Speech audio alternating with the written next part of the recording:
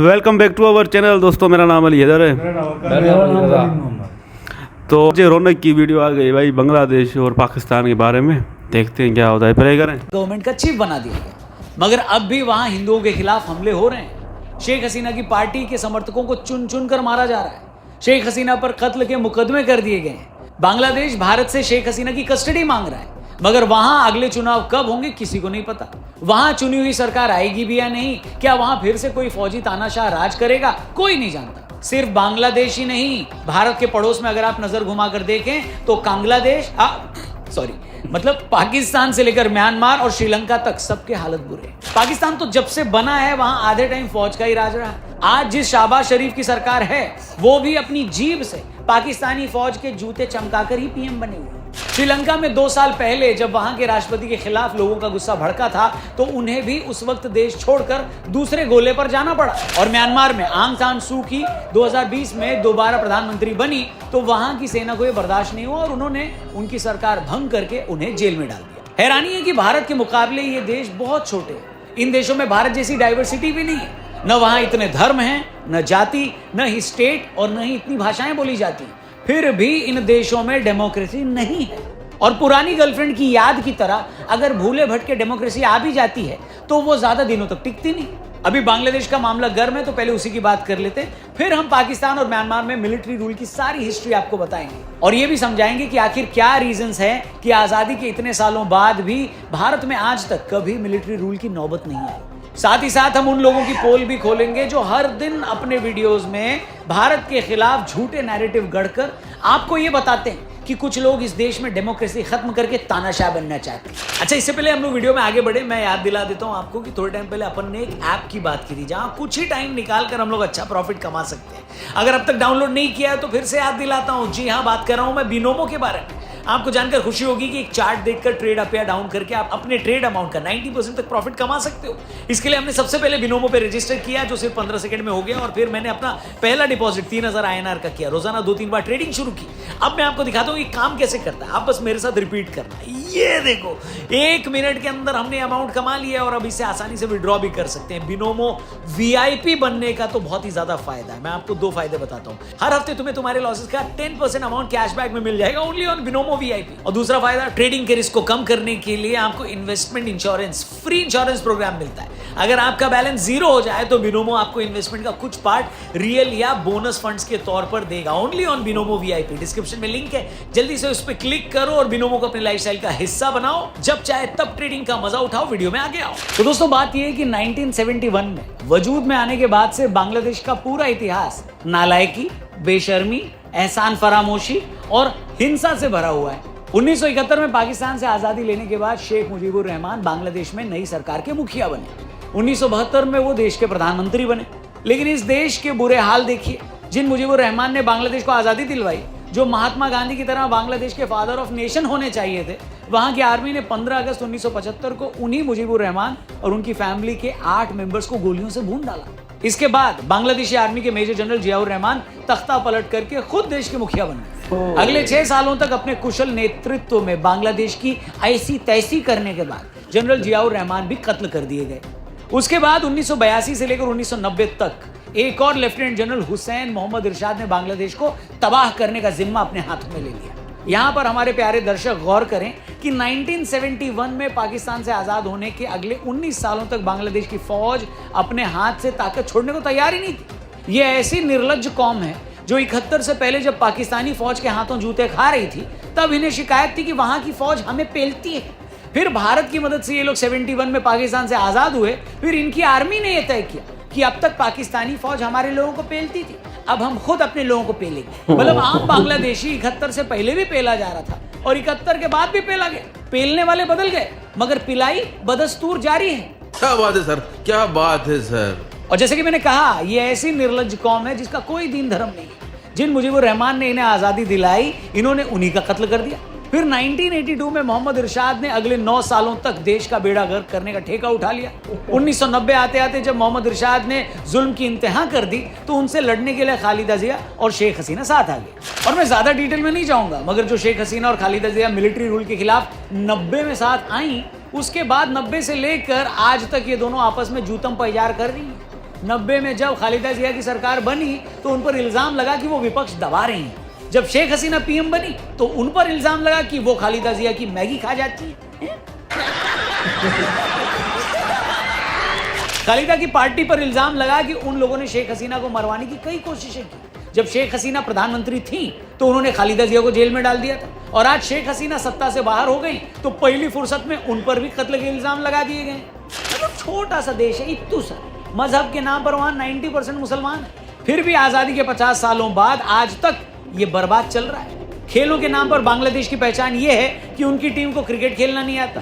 Culture के नाम पर उनकी पहचान ये है कि वो हिंदुओं और बाकी माइनॉरिटीज पर हमले करना जानते हैं। बाकी देशों में जहां देश के बीच गंदगी होती है, बांग्लादेश अकेला ऐसा देश है जहां गंदगी के बीच में देश है। फिर भी आप इन लोगों की अकड़ देख लीजिए, एटीट्यूड तो है बंगाल टाइगर वाला, लेकिन औकात टेडी बियर वाले टाइगर की भी नहीं है।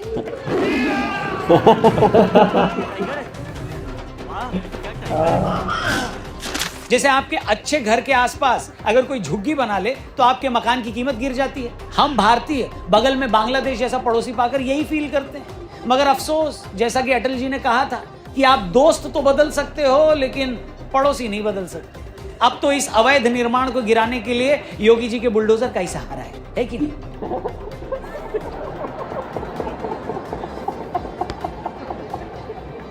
और पड़ोसियों के मामले में भारत की किस्मत ऐसी है ना बॉस, कि अगर इसके ईस्ट में बांग्लादेश जैसा नालायक पड़ोसी है तो उसके वेस्ट में पाकिस्तान जैसा फटीचर देश है।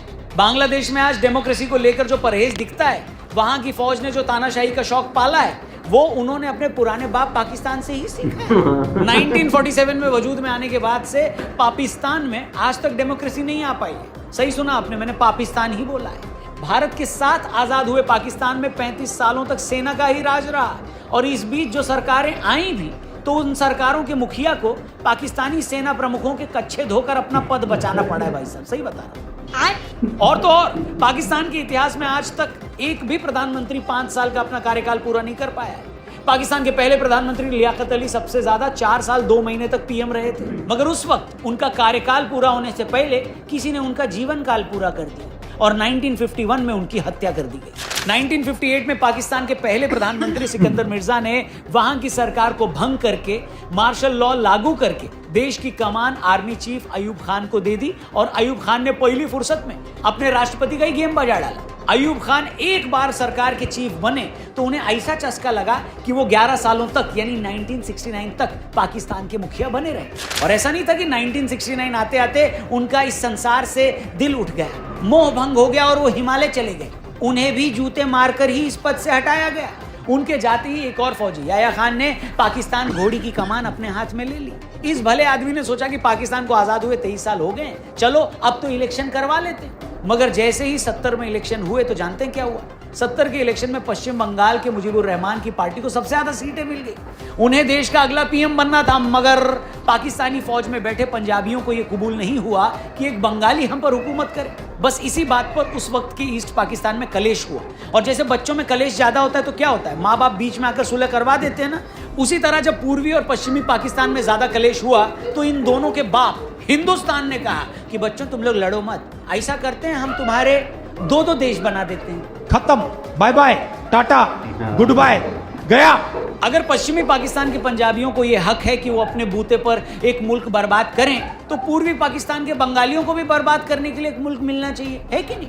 बस तभी भारत ने पूर्वी बंगाल के बंगालियों को बर्बाद करने के लिए एक देश दे दिया। और जैसे छोटे बच्चे खिलौना लेकर उससे खेलते भी हैं और उसे तोड़ते भी हैं, सेम उसी तरीके से अपने अपने वजूद में आने के बाद पाकिस्तान और बांग्लादेश भी अपने अपने मुल्कों को खिलौना मानकर उससे खेलने लगे और उसे लगातार तोड़ने लगे। खैर 71 में बांग्लादेश का हैप्पी बर्थडे मनाने के बाद पाकिस्तानी फौज की पूरे मुल्क में गजब बेइज्जती हुई। फिर वहां कुछ साल के लिए एक डेमोक्रेटिक सरकार आ गई, मगर पाकिस्तान के फौजी हुक्मरान ज्यादा दिनों तक पावर से दूर रहे तो ये लोग फड़फड़ाने लगते हैं। और 1977 आते आते जब इनसे नहीं रहा गया तो इन्होंने बोल ही दिया कि बहुत हो गया डेमोक्रेसी का नंगा नाच, इस मुल्क को दोबारा फौज के हवाले कर दिया जाए। कैसे कैसे लोग रहते हैं यार यहाँ पर। इसके बाद 1977 से जियाउल हक पाकिस्तान नाम की इस नाजायज औलाद के बाप बन गए और 1988 तक इसे बर्बाद करने का बीड़ा अपने कंधों पर उठाया। इसके बाद के 11 सालों तक दुनिया के दबाव में वहां डेमोक्रेसी दिखाने के कई करतब किए गए, मगर 1999 में करगिल में अपनी फजीहत करवाने के बाद जनरल मुशर्रफ ने उसका ठीकरा नवाज शरीफ पर फोड़ा। शरीफ देश छोड़कर फरार हो गए। जनरल मुशर्रफ फिर 2008 तक पाकिस्तान के राष्ट्रपति रहे। 2009 में वहां फिर से डेमोक्रेटिक सरकार आई, मगर पाकिस्तान की डेमोक्रेटिक सरकार में उतनी ही डेमोक्रेसी होती है जितना ओट्स के बिस्कुट में ओट्स और हॉस्टल के मटर पनीर में पनीर। समझ रहे हो? समझ रहे हो ना? यूं तो हम हिंदुस्तानियों की दिलचस्पी अपने बगल के इन दो नालायक पड़ोसियों पर ज्यादा रहती है, लेकिन आज नालायक पड़ोसियों की बात अगर हो ही रही है और हमने म्यांमार की बात नहीं की तो शायद वो बुरा ना मान जाए, इसलिए इनकी भी बात कर ही लेते हैं। 1948 में अंग्रेजी हुकूमत से आजादी मिलने के बाद शुरू में बर्मा को भी लोकतंत्र का काफी शौक था, मगर सिर्फ 14 सालों में पाकिस्तान की तरह बर्मा की आर्मी भी वहां हुकूमत करने के लिए तड़प उठी। 1962 में जनरल ने विन ने वहां की सरकार का तख्ता पलट किया और अगले 26 सालों तक अपने पिछवाड़े में सीमेंट लगाकर वहां की सत्ता की कुर्सी पर बैठ गए। 1988 में जब ने विन के राज के खिलाफ जनता में गुस्सा भड़का तो ने विन ने गुस्सा करने वाले 3000 लोगों को मौत के घाट उतारकर उनका गुस्सा और उनका शरीर ठंडा कर दिया। जो लोग भारत में सुबह शाम तानाशाही का पहाड़ा पढ़ते रहते हैं वो ये जान लें कि ऐसा होता है तानाशाह। 26 साल तक सत्ता में रहने के बाद भी कुर्सी छोड़ने को तैयार नहीं, फिर चाहे हजारों लोगों को मारना पड़े तो क्या। खैर, इतने लोगों की मौत के बाद जब ने विन को यह लगा कि उनके पाप की टंकी भर गई है तो उन्होंने आगे के जुल्म करने के लिए नए सैन्य शाह को सत्ता सौंप दी। इसके बाद 2005 तक बर्मा यानी आज के म्यांमार में फिर से सेना ने धान बोई। इसके बाद के कुछ सालों में बर्मा में डेमोक्रेसी चाहने वालों और सेना के बीच लगातार लड़ाइयां हुई, इनमें कई जाने गई। म्यांमार में डेमोक्रेसी लाने के लिए दुनिया का प्रेशर पड़ा। आखिरकार 2015 में वहां पहली बार कायदे से इलेक्शन हुए, जब इलेक्शन में आंग सान सू जीत गई, मगर 2020 में आंग सान सू जीती और सेना की पार्टी हार गई। जी हाँ, सत्ता छोड़ने के बाद भी सेना ने वहां अपनी एक पार्टी बना रखी थी, मगर 2020 में जब सेना की पार्टी दोबारा हारी और सू की पार्टी को 80% सीटें मिली तो वहां की सेना घबरा गई, क्योंकि सेना ने 2008 में वहां के कॉन्स्टिट्यूशन में ये रूल बना दिया था कि चाहे डेमोक्रेटिक सरकार किसी की भी हो लेकिन सेना की ताकत बनी रहेगी।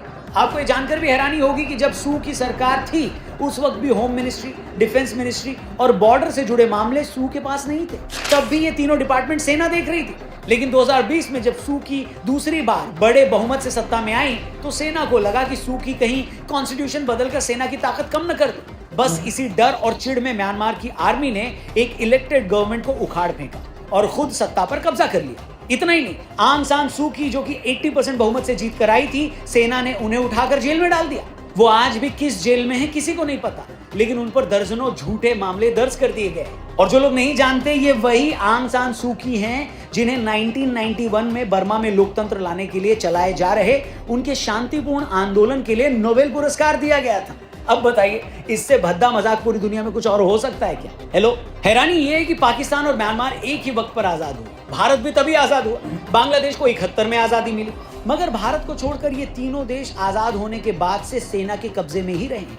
वहां डेमोक्रेटिक सरकारें रही ही नहीं है। इससे इन तीन देशों के कैरेक्टर का भी पता चलता है। अगर आप भारत और पाकिस्तान को ही कंपेयर करें तो आप देखेंगे कि भारत में सेना को हमेशा अपनी हद पता थी। 1946 में भारतीय सेना के commander in chief cloud Auchinleck ने नेहरू से कहा था कि भारतीय सेना को पता है कि उसका काम सिर्फ सरकार की पॉलिसी के अंडर काम करना है। भारत के पहले commander in chief general KM. Cariappa ने फौज को लिखी चिट्ठी में कहा था कि सेना में राजनीति जहर की तरह है, इससे दूर ही रहना चाहिए।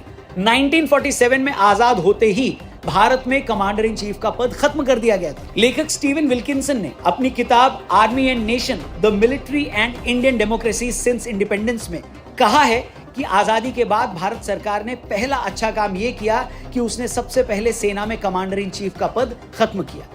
आपको बता दें कि सेना में कमांडर इन चीफ के पास सारी ताकत होती है। पाकिस्तान की सेना में अभी भी कमांडर इन चीफ की पोस्ट होती है। इसके अलावा हमने तीनों सेनाओं के अलग अलग चीफ बनाए हैं। किसी भी तरह की तख्तापलट की कोशिश न हो, इसके लिए तीनों सेनाओं को रक्षा मंत्री के अंडर रखा गया है। वहीं इस्लामिक बांग्लादेश और पाकिस्तान में जो तख्तापलट हुए हैं, अगर वहां कभी भी लगातार डेमोक्रेटिक सरकारें नहीं रह पाई, कुछ लोग इसकी वजह इन देशों के कैरेक्टर को भी बताते हैं, जहां हर कोई खुद सत्ता पाना चाहता है। जैसे पुराने वक्त में शासकों ने सत्ता हथियाने के लिए अपने रिश्तेदारों को मरवाया, अपने बाप तक का कत्ल करवाया, कुछ वैसा ही इन देशों में भी दिखता है। जिसके पास भी थोड़ी सी भी ताकत होती है वो दूसरे की सत्ता स्वीकार नहीं करता। आर्मी को लगता है कि ताकत तो हमारे पास है, तो फिर हम डेमोक्रेटिक सरकार की क्यों सुने। यहीं पर एक देश का कैरेक्टर सामने आता है। भारत में चाहे कैसे भी हालात रहे हों, अदालतों और सरकारों में कैसे भी डिफरेंस ऑफ ओपिनियन रहे हों, आर्मी और सरकार में भी किसी भी तरह के मतभेद रहे हों, मगर भारत के 77 सालों के इतिहास में ऐसा कभी नहीं हुआ कि एक दिन भी सेना ने देश चलाने की सोची हो। इमरजेंसी के वक्त इंदिरा गांधी ने सारी ताकत खुद ले ली थी, लेकिन उन्हें भी सिर्फ 2 साल में अपने फैसले से पीछे हटना पड़ा था। उस वक्त भी आर्मी ने कोई दखल नहीं दिया था। 77 में इंदिरा गांधी ने जो किया उसकी मार उनकी पार्टी को आज तक सहनी पड़ती है। और तो और एक वक्त केंद्र सरकार अपनी ताकत का इस्तेमाल करके किसी भी राज्य में धारा 356 लागू कर देती थी, मगर आज की केंद्र सरकार ऐसी हिम्मत भी नहीं कर सकती। मतलब कानून से ताकत मिलने के बावजूद एक चुनी हुई केंद्र सरकार भी राज्य की सरकार को हटाने से हिचकिचाती है। दोस्तों, दुनिया में कोई भी देश परफेक्ट नहीं होता। भारत के लोकतंत्र में भी खामियां हैं, मगर हमें यह नहीं भूलना चाहिए कि आजादी के 77 सालों बाद आज भी हम लोकतंत्र हैं। कुछ लोग हर दिन छाती कूटते हैं कि देश में तानाशाही आ गई है, ईवीएम फर्जी है, नेता जेल में डाले जा रहे हैं, चुनाव में धांधली हो रही है, मगर ये इस देश के सिस्टम की ताकत ही है कि अगर नेता अदालतों की तरफ से जेल में डाले जाते हैं तो यही अदालतें हेमंत सोरेन, मनीष सिसोदिया और संजय सिंह को जमानत भी दे देती है। आप ईवीएम को कितना फर्जी क्यों ना बता दे, मगर इसी ईवीएम के रहते पिछली बार 100 सीटों पर सिमटा ऑपोजिशन इस बार 225 सीटों के पार चला जाता है। इसीलिए दोस्तों, आपसे रिक्वेस्ट है कि किसी भी प्रोपेगेंडा में न फंसें, न किसी पार्टी की बातों में आए। आप बस इस देश के सिस्टम पर भरोसा रखें। वो सिस्टम जिसके तहत इलेक्शन कमीशन वोटिंग करवाता है, वो सिस्टम जिसके चलते सुप्रीम कोर्ट सुनवाई करता है, और वो सिस्टम जिसके अंडर हमारी आर्मी हमेशा डिसिप्लिन में बनी रहती है। और दोस्तों, अगर ये सब न हो तो हमारा हाल भी बांग्लादेश और कांग्लादेश, बोले तो पाकिस्तान जैसे हमारे बर्बाद पड़ोसियों जैसा हो जाएगा। इसलिए भगवान का शुक्र मनाइए कि इस देश में कम से कम ऐसा कुछ भी नहीं है। बाकी आप इस पूरे मामले पर क्या सोचते हैं, जो भी हो आपकी ओपिनियन कमेंट करके जरूर बताना, क्योंकि आपका हर एक कमेंट हमारे लिए मैटर करता है। और हाँ, वीडियो अगर आपको अच्छी लगी हो तो इसे और भी लोगों तक जरूर पहुंचाइएगा, शेयर जरूर करिएगा। ये सारी बातें ज्यादा से ज्यादा लोगों तक पहुंचनी जरूरी है। और हेलो, चैनल भी सब्सक्राइब करके जाना, और जाने से पहले एक बार फिर से याद दिला दूं, हाँ यार, ये बांग्लादेश के राज भी अभी हमें पता चल रहे हैं ना, क्योंकि शेख हसीना जब तक वहाँ थी तब तक तो इंडिया भी उनका सगा था, उनके साथ दोस्ती होती थी। अभी जैसे ही वो गई है तो इनको भी बुराइयाँ याद आ गई हैं कि बांग्लादेश में आर्मी का राज है, ये चलता था, फिर उन्हीं को वो मार देते थे। भाई अभी क्यों बोल रहे हो, पहले बोलते ना जब शेख हसीना थी, तो हमें पता चलता है कि हाँ आप भी मतलब हो, दम रखते हो। लेकिन वो कही है, उनको अपने यहाँ रक्षा दिए, वहाँ के स्टूडेंट ने थोड़ा जज्बा दिखाया है, तो अभी आपको उनकी सारी हिस्ट्री याद आ गई है कि बांग्लादेश जैसा है, और हमारी तो आप वैसे ही बुराई करते हो। अभी तो नया नाम दिया है बांग्लादेश, तो हम आपको क्या बोले यार, आप हमेशा हमारी बुराई करते रहते हो, हमें मतलब टोकते रहते हो, और हम अपनी आर्मी को नहीं बोलेंगे कि वो ऐसी है। भाई ये हम कभी नहीं कह सकते। हमारी आर्मी जिंदाबाद है, वो हमारे मुल्क की हिफाजत करती है और हमारा मुल्क तरक्की कर रहा है। आप ये जो इल्ज़ाम तराशी कर रहे हो ना, ये आप सही नहीं कर रहे हो। आप म्यांमार के बारे में बोल रहे हो कि वहाँ भी आर्मी का राज है। ये 3 देश है, बांग्लादेश, पाकिस्तान, म्यांमार। म्यांमार के बारे में ज़्यादा नहीं पता भाई, बांग्लादेश और पाकिस्तान है ना भाई, इनको हम जानते हैं, पाकिस्तानी को तो हम ज़्यादा जानते हैं, लेकिन बांग्लादेशी की जो आप बातें हमें बता रहे हो ना, ये जो आप हमें जो कर रहे हो ना, ये हम आपकी चालें समझते हैं भाई। अब जैसे ही आपको अपना मतलब फ़ायदा नज़र आएगा, फिर बांग्लादेश आपका दोस्त बन जाएगा। फिर आप कहोगे कि शेख भाई, जैसे शेख हसीना को इनवाइट किया था मोदी जी ने, बड़ी इज्जत दे रहे थे, क्रिकेट टीम से मिला रहे थे, तो तब तो आपको कुछ याद नहीं आता। हमें बस भड़का दे रहते हो, पाकिस्तानियों को ऐसे बोलते हो। भाई हम कभी आपकी बातों में नहीं आएंगे। हाँ, कुछ बातें आपकी ठीक हैं जो आप हमें बताते हो, तारीख़ में ऐसा हुआ था, तो कुछ हद तक मानते हुए, लेकिन इस तरह हम भी मतलब आंख बंद करके नहीं यकीन करेंगे। तो बांग्लादेश अभी समझ गया है, वहाँ पर अभी ऐसी ताकत आ जाएगी, स्टूडेंट पावर है ना, वो अभी अपने मुल्क को से खड़ा करेंगे, और पाकिस्तानी भी आएंगे। आप अपनी फिक्र करें, क्योंकि चारों तरफ अभी आप हाँ फंस रहे हो भाई। सारे जो आपके पड़ोसी हैं ना, उनके ऊपर भाई ये सब हो रहा है। तो आप अपनी फिक्र करें, अपनी जनता को अलर्ट करेंगे भाई, तैयार रहो। तो ये आप थोड़ा ये सोचें, हमें आप ये गाइड ना करें। हाँ भाई, हम तो कंगले हैं, आप तरक्की कर रहे हो ना, तो अपना देखो अभी भाई। अभी आप ही हमारे जो पड़ोसी में आप ही ऊपर जा रहे हो, तो भाई खतरा आपको है, आपके देश को है। आप भले ही ऊपर से खुश हो भाई, अंदर से तो काम हो रहा होगा भाई, ये ऊपर क्यों जा रहे हैं। तो भाई नज़र तो आप पर भी है, भारत पर। तो ये तो भाई आरजे हमारे ऊपर बड़ी टोके कर रहा है, हमें ऊपर यार हंसी कर रहा है हमारे देश का, हमारे वतन का नाम बांग्लादेश ले रहा है ना, तो मुझे तो बड़ा बुरा लगा भाई। ऐसे तो ना नहीं ना। और बांग्लादेश के बारे में जो बताए हम तो हंस रहे थे भाई। पहले उनसे मीठा मीठा बनते थे जब हसीना बेगम थी, तो भाई अभी वो चली गई तो कड़वा नज़र आ रही है, उसमें बुराइयां नज़र आ रही है। बांग्लादेश कचरे का ढेर है, बीच में पड़ोसी नहीं बदल सकते भाई, दोस्त बदल सकते। बड़ी मिसालें दे रहे हो। हाँ भाई, जब वो हसीना बेगम थी तो भाई मीठे मीठे, हाँ जी, रंग बदल रहे, अभी रंग बदल रहे हो भाई। हमारे तो आपका 36 का आंकड़ा है ना, अभी तो और खुल के आ गए हो आप तो भाई। अभी तो और भी आप अपनी भड़ा से निकाल रहे हो यार। माना कि हमारा जो पिछला रिकॉर्ड है थोड़ा ऊपर नीचे है, पर भाई जैसे भी हम अपने भाई, हमारा अपना वतन है, हमें खुलेआम आज़ादी है हर चीज़ की। बस हमें बड़ा बुरा लगा हमारे वतन को बांग्लादेश का आना। हाँ भाई, ये अभी ये दूसरा आ गया है, ये भी अभी इसको मैं क्या बोलूँ। एक तो दूसरा जहर उगलता था, अभी ये सेकंड उसका भाई आ गया है। जैसे बांग्लादेश से ताल्लुकात में हसीना भाग गई तो उससे साथ ख़राब हो गए, तो अभी तो उनके देश के बारे में बोल रहे थे और उसकी आर्मी ने कब्जा कर दिया, उसके स्टूडेंट ने। अभी इनको भी डर लग रहा। अभी इनका दोस्त एक और भी है इंडिया का, वो अफगानिस्तान को दोस्त बना रहे ना, उसका नाम नहीं ले रहे। जैसे उससे भी काम निपट जाएगा ना, वो उसको भी बोलेंगे ढेर है। भाई आर्मी हमारे वतन की हिफाजत करती है, हम अपनी आर्मी के लिए रिस्पेक्ट करते।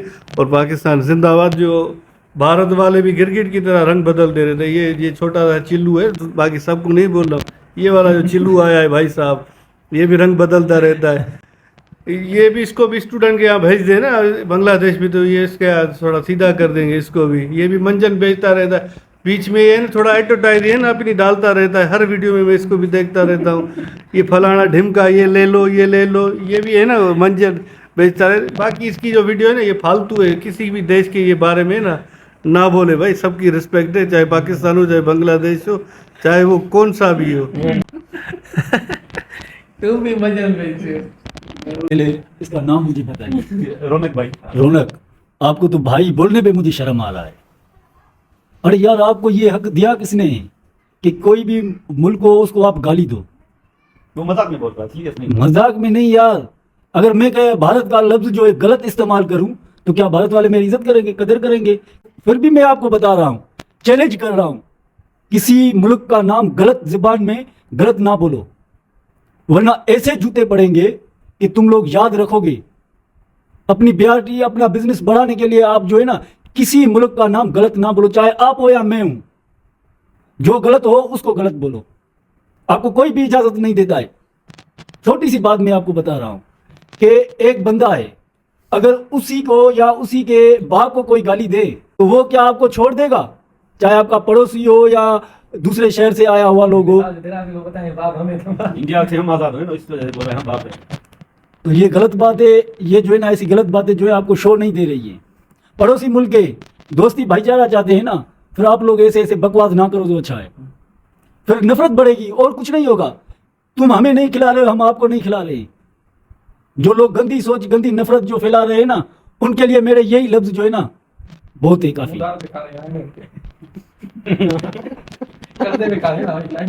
भाई कर्जे भी खा रहे हैं तो किसी से वो तो नहीं भाई, ये बात। हाँ, तो कर्जा ले रहे तो हम उसको टैक्स दे रहे हैं, इसी ऐसे वो फ्री में कर्जा नहीं दे रहा है बच्चे। हाँ, भारत हमसे बड़ा, हमसे ज्यादा में ज्यादा IMF का कर्जी है भारत। हम तो जो है ना, जैसे कि हमारे ऊपर जो है ना 2 रुपए कर्जा है, तो भारत के ऊपर 10 गुना ज्यादा कर्जा है। तरक्की कर रहा है, तो वो उसी की मीडिया शो थोड़ी कर रही है। शो तो नहीं, लेकिन वो तो दिख रहा है। भाई देखो ना, वो ट्रेन भी बनाई है, हम मानते हैं वो कारोबार में, बिजनेस में आगे बढ़ रहे हैं। लेकिन कर्जे की बात आपने की ना, IMF की, तो वो उतार लेंगे तो हम भी उतार लेंगे, खाए ले। अबे यही तो मसला है ना, आप बच्चे हो, अभी तक आपको बात समझ में नहीं आ रही। ये जो है ना कुछ भी नहीं है, ये सब जो है ना एक दूसरे से बनी हुई है। भाई बांग्लादेश में जो हो रहा है अभी देखो ना, बांग्लादेश में हो रहा है, तो हाँ हमें बता रहे थे कि बांग्लादेश में ये कुछ हो रहा है, इसके पीछे भी जो है बड़ी कहानी बता रहे हैं। देखो ना, जब किसी दूसरे देश की बात आ रही है तो आप उसी को घसीट रहे हो, जब अपने देश की बात आ रही है तो आप बोल रहे हो कि ये हम पे जुल्म कर रहे हैं, इसका अजाला कौन भरेगा? भाई जब बांग्लादेश में स्टूडेंट को मार रहे थे तब आप कहाँ थे? आपने ये तो नहीं बोला यार ये जुल्म कर रहे बांग्लादेश में स्टूडेंटों पे, उनके जो है शेख हसीना की हुकूमत थी, जब उन लोगों के पर टॉर्चर हो रहा था, उनको मार रहे थे, लोगों को जिंदा दफन कर रहे थे, तो तब आप कहाँ थे? अब थोड़ी सी बात आई है, चाहे आपको गुस्सा हो मेरे बात सुनने पे, सच में बोलूंगा, चाहे आप गुस्सा करो हम पर, तो हिंदू भाइयों पे जो अटैक्स कर रहे हैं जो लोग, कुछ लोग ऐसे होंगे, सिर्फ स्टूडेंट का जो है ना नाम शो हो गया, अब उसी की आड़ में जो है ना बाकी जो लोग काम कर रहे हैं ना, तो आपको दुख हो रहा है कि हमारे हिंदू धर्म के भाइयों को बांग्लादेश में टॉर्चर कर रहे हैं, लोगों को मार भी रहे हैं, उन्हें धमका रहे हैं, डरा रहे हैं। आपको ये गम हुआ, ये परेशानी आपको हुई, आपको हैरास हुआ और आपको एहसास भी हुआ जब बांग्लादेश के लोग मर रहे थे भूख के मारे नौकरियों के लिए, तब आप भारत के लोग कहाँ थे? तब आपने क्यों नहीं सच बोला शेख हसीना को? तब तो आपकी बनती थी ना आपकी हुकूमत की और शेख हसीना की, बिजनेस भी आप बढ़ा रहे थे ना, तब आपकी हुकूमत ने तो एक्शन क्यों नहीं लिया कि भाई भारत हमारा हिंदू धर्म के लोग भी हैं, उन्हें भी अपना हक दो, बाकी जो लोग हैं उन्हें भी हक दो अपना? वो तो आप बोल नहीं रहे थे, बस थोड़ी सी बात आपके सामने आ जाए फिर जो है ना आप बांग्लादेश भी बोल रहे हो, बांग्लादेश भी बोल रहे हो, हमारे देश के बारे में भी बता रहे हो। तो ये जो है ना आप पहले कुछ सही भी बोलो, फिर जो है ना दूसरे देशों को टॉर्चर करो। ऐसे मसाइल हैं। आपको मैं मजे वाली बात बता, ये जो है ना अब फैशन हो गया है, एक दूसरे को तनकीद करते रहे, बस उसी ने मुझे तनकीद किया, मैंने उसी को किया, ये जो है ना ये एक फैशन बन गया है एक दूसरे को टॉर्चर करने पे। भाई एक बात बताओ, ये हाँ। ना मंजन बेच रहे हैं, यार मजन भेजे या चूना भेजे, दुकान चल रहा है पाकिस्तान का नाम लेकर, तो हम भी तो फिर बोलेंगे ना, हमें उन्होंने थोड़ी रोका है। हम नहीं बोलेंगे, हम उनके साथ थोड़ी बोलेंगे, हो जाएंगे। ये बात है ना, हमारा इस्लाम ये कहता है एक गंदा हो आप गंदा ना हो, कोशिश करो वो सुधर जाए, उसको मौका दो सुधरने। बस भाई यही है हमारी आवाम के ख्यालात। बांग्लादेश और पाकिस्तान वैसे ही साथ थे, बट इंडिया को भी हमें पता चला कि तकलीफ हो रही है कि बांग्लादेश में ऐसा क्यों हो रहा है। तो इंडिया भाई, हमने वो भी न्यूज़ में देखा था, मोदी जी ने बात की है मोहम्मद यूनुस से कि भाई ये जल्दी मामला सेट करो। तो बहुत अच्छा लगा वीडियो। एक और भी बात बोली थी ना कि एक वक्त में हमारी जो है ना सरकार आ गई थी पावर में, बोला भाई कोई आर्मी नहीं है बीच में, तो आर्मी को 7-8 साल ब्रेक लग गया, बोलते नहीं हमें वापस दो। तो ये भी इन्होंने हमें राज बताया, भाई इसमें क्या सच्चाई है हम कुछ नहीं कह सकते। उन्होंने बोला नहीं किनको हम कंट्रोल करेंगे, आज़ादी नहीं देंगे। तो भाई क्या बोले हम, हमें यार बेसिक जो जरूरत है वो हमें वो देना पूरी करें, आवाम इनको वैसे ही हुकूमत देगी। बहुत अच्छा लगा वीडियो, मिलेंगे नेक्स्ट वीडियो में।